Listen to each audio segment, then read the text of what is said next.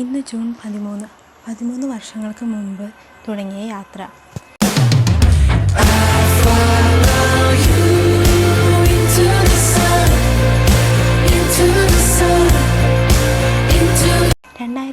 ിൽ ബാങ്ക്സി hook big hit ആരംഭിച്ചു.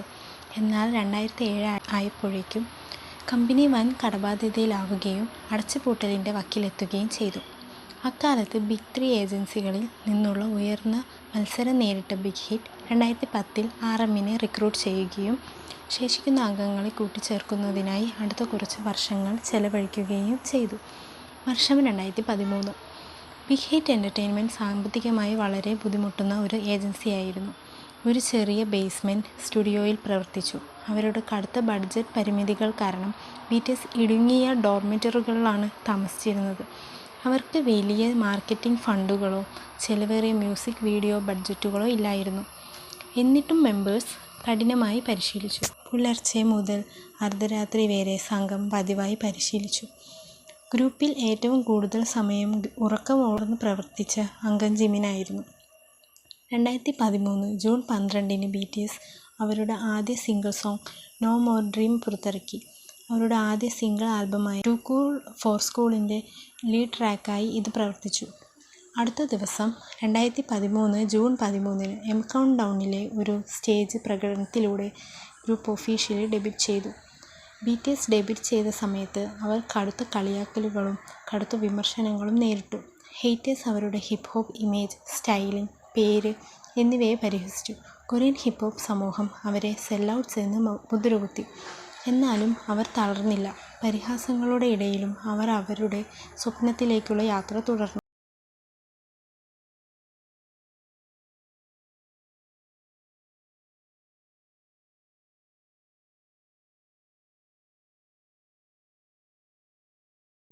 I need you എന്ന സോങ്ങിലൂടെ ഗ്രൂപ്പ് ശ്രദ്ധ നേടാൻ ആരംഭിച്ചു.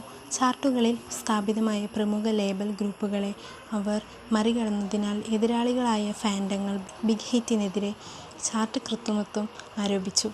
അമിതമായ എതിർപ്പുകൾ ഉണ്ടായിരുന്നിട്ടും അംഗങ്ങൾ ഈ ആദ്യകാല പോരാട്ടങ്ങളെ അവരുടെ ഗാനരചനയിലേക്ക് തിരിച്ചുവിട്ടു. അവർ അവരുടെ രീതിയിൽ ഗാനങ്ങൾ രചിച്ചു. 2016 BTS അവരുടെ the most beautiful moment in life young Forever എന്ന ആൽബത്തിലൂടെ അവരുടെ ആദ്യത്തെ ദസാങ് അവാർഡ് നേടി ദക്ഷിണ കൊറിയയിലെ മികച്ച അവാർഡുകളുടെ റെക്കോർഡ് പരമ്പരയ്ക്ക് തുടക്കം കുറിച്ചു. അമേരിക്കൻ മ്യൂസിക് അവാർഡുകൾ, ബിൽബോർഡ് മ്യൂസിക് അവാർഡുകൾ, മാമ അവാർഡുകൾ, 26-ലധികം ഗിന്നസ് വേൾഡ് റെക്കോർഡുകൾ എന്നിങ്ങനെ ഒരുപാട് നേട്ടങ്ങൾ കൈവരിച്ചു. K-pop ചരിത്രത്തിലെ തന്നെ ഏറ്റവും കൂടുതൽ അവാർഡുകൾ ലഭിച്ച ഗ്രൂപ്പ് BTS ആണ്. BTS അവരുടെ ഗാനങ്ങളിലൂടെ മറ്റുള്ളവരെ രസിപ്പിക്കുക എന്നതിലുപരി ആഴത്തിലുള്ള, അർത്ഥവത്തായതും മാനസികാരോഗ്യത്തിന് പ്രാധാന്യം നൽകുന്നതും ഉന്മേഷദായകവുമായ സന്ദേശങ്ങൾ സംഗീതത്തിൽ ഉൾപ്പെടുത്തുന്നതിലായിരുന്നു ശ്രദ്ധ കേന്ദ്രീകരിച്ചിരുന്നത്. സ്വപ്നങ്ങളെ പിന്തുടരുന്നത് മുതൽ പ്രശ്നങ്ങളെ മറികടക്കുന്നതും സ്വയം സ്നേഹിക്കാൻ പഠിപ്പിക്കുന്നതും വരെയുള്ള എല്ലാ കാര്യങ്ങളെയും അവരുടെ സംഗീതത്തിലൂടെ അവർ ലോകത്തോട് വിളിച്ചു പറഞ്ഞു. Tomorrow, so what, not today എന്നീ ഗാനങ്ങളിലൂടെ നമ്മുടെ സ്വപ്നങ്ങളെ പിന്തുടരാനും അനാവശ്യമായ ആശങ്കകൾ ഉപേക്ഷിക്കാനും magic shop, answer love myself, 0 clock ഈ ഗാനങ്ങളിലൂടെ മാനസികാരോഗ്യവും സ്വയം സ്നേഹിക്കുന്നതിൻ്റെ പ്രാധാന്യവും, സ്പ്രിംഗ് ഡേ, പാരഡൈസ് എന്നീ ഗാനങ്ങളിലൂടെ സ്വയം ആശ്വാസവും പ്രതീക്ഷയും അവർ നമുക്ക് നൽകുന്നു.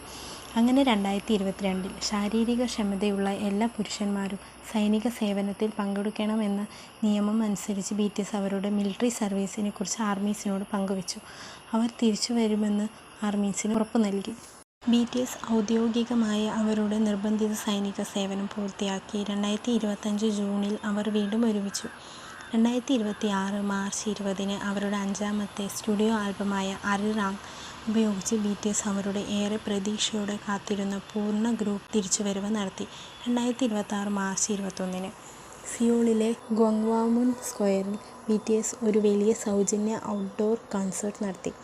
BTSൻ്റെ ആൽബമായ അരിറാങ് കൊറിയൻ പാരമ്പര്യത്തെയും പ്രയാസങ്ങളെ നേരിടാനുള്ള ധൈര്യത്തിൻ്റെയും സൈനിക ഇടവേളയ്ക്ക് ശേഷം ബാൻഡും ആർമിയും തമ്മിലുള്ള ബന്ധത്തിൻ്റെയും ശക്തമായ പ്രതീകമായി ഈ ആൽബം ഉപയോഗിക്കുന്നു.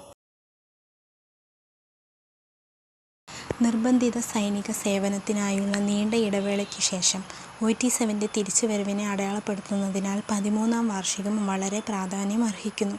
2026 ഫെസ്റ്റ ആഘോഷങ്ങൾ 13 BTS തീമിനെ കേന്ദ്രീകരിച്ചാണ് നടക്കുന്നത്. അവരുടെ ലോഗോയിലെ B എന്ന അക്ഷരവും 13 എന്ന സംഖ്യയും BTSന്റെ ഡെബ്യൂട്ട് തീയതിയെയും അവരുടെ ആനിവേഴ്സറിയെയും പ്രതിനിധീകരിക്കുന്നു.